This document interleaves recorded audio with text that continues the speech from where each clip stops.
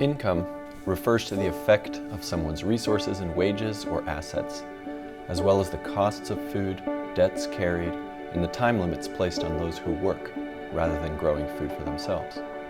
As most people in the U.S. work to earn money to buy food, this is the largest constraint on food access. We can't afford fresh fruit, fresh vegetables. They're just not in our budget. So after paying bills and buying household items and such, there isn't much left, you know. Food ain't cheap these days, and it's hard to come by if you ain't got no money.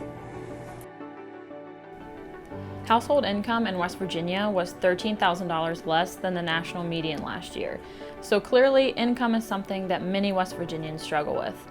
But what does that mean in a context where the norm is to exchange money for food?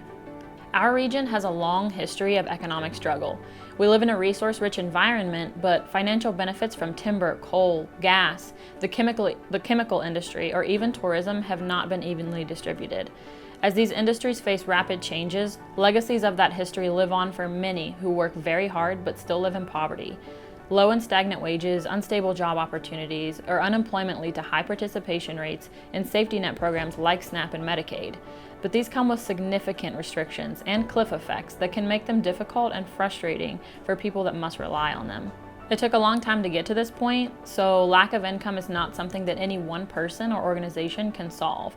It requires a lot of structural, systemic changes. In 2019, the state's minimum wage of $8.75, for example, is simply not enough to feed a single person, let alone an entire family. How would a $15 minimum wage improve food access? How would reduced medical bills improve food access?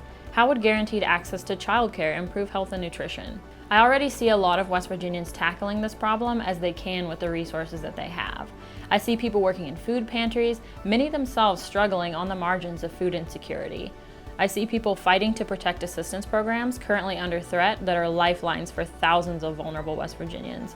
And I see WVU Extension agents working to help folks stretch their limited food budgets. All of this is really inspiring, but no one can tackle this income problem alone. It's going to take a lot of organization to push for policy changes that increase income to guarantee a right to healthy food for all.